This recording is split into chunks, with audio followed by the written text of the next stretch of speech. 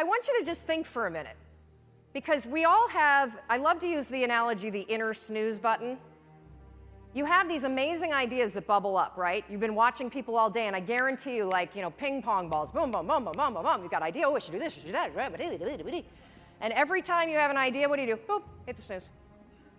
What's the first decision you made this morning?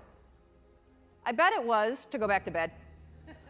Yep, the first decision today, I'm 1 in 400 trillion, I'm gonna go back to sleep. And I get it. Your bed is comfortable. It's cozy, it's warm. If you're lucky, you've got, like somebody that you love next to you, or in my case, I've got my husband and my 2 kids and possibly the dog. And the reason why I'm bringing up this first decision that you made today and the inner snooze alarm is because in any area of your life that you want to change, there's one fact that you need to know. Just one. You're never going to feel like it. Ever. No one's coming. Motivation isn't happening. You're never going to feel like it. Scientists call it activation energy. That's what they call the force required to get you to change from what you're doing on autopilot to do something new. So try this test tomorrow. You think you're so fancy. I know you're attending TED. Try this. Tomorrow morning, set your alarm for 30 minutes earlier. And then when it goes off, take those sheets, throw them off, and stand up and start your day. No snooze, no delay, no I'll just wait here for 5 seconds because Mel's not standing here. Do it.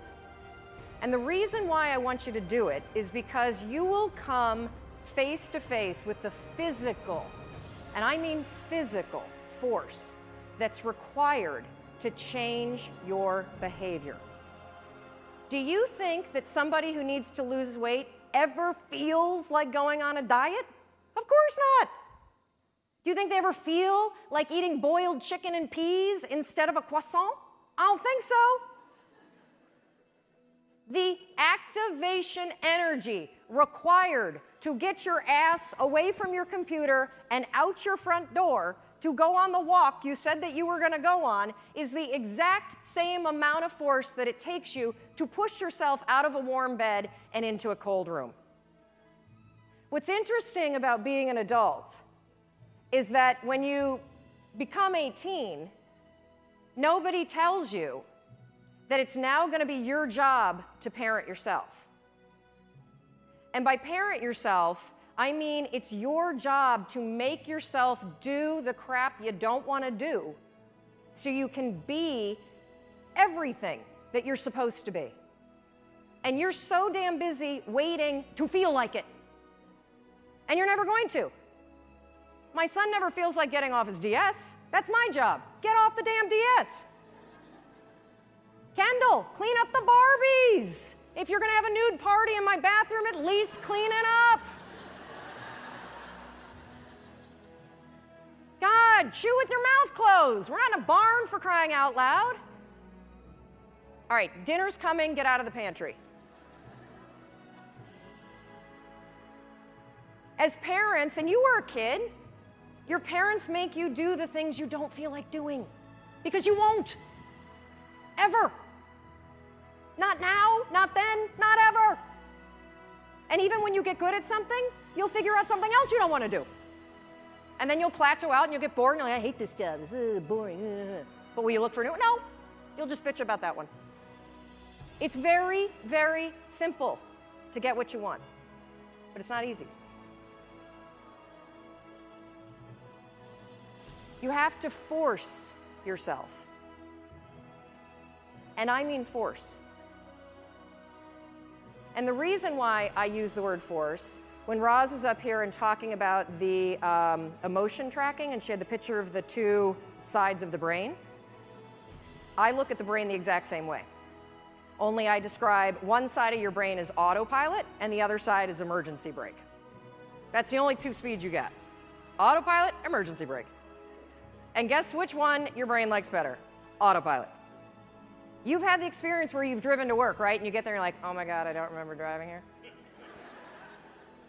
You weren't drunk.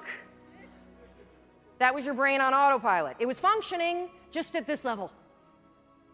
And the problem with your mind is that anytime you do anything that's different from your normal routine, guess what your brain does? Emergency brake. And it has that reaction for everything. Everything. You walk into the kitchen and you see everybody's left their breakfast dishes for you. And you think for the 100th time, I'm going to kill them. In fact, I'm going to leave them here and I'm going to make them do it. But that's not your normal routine, is it? So your mind goes, emergency brake. And you go right into autopilot. I'll just load it and be pissed and then not have sex. That's what I'm going to do.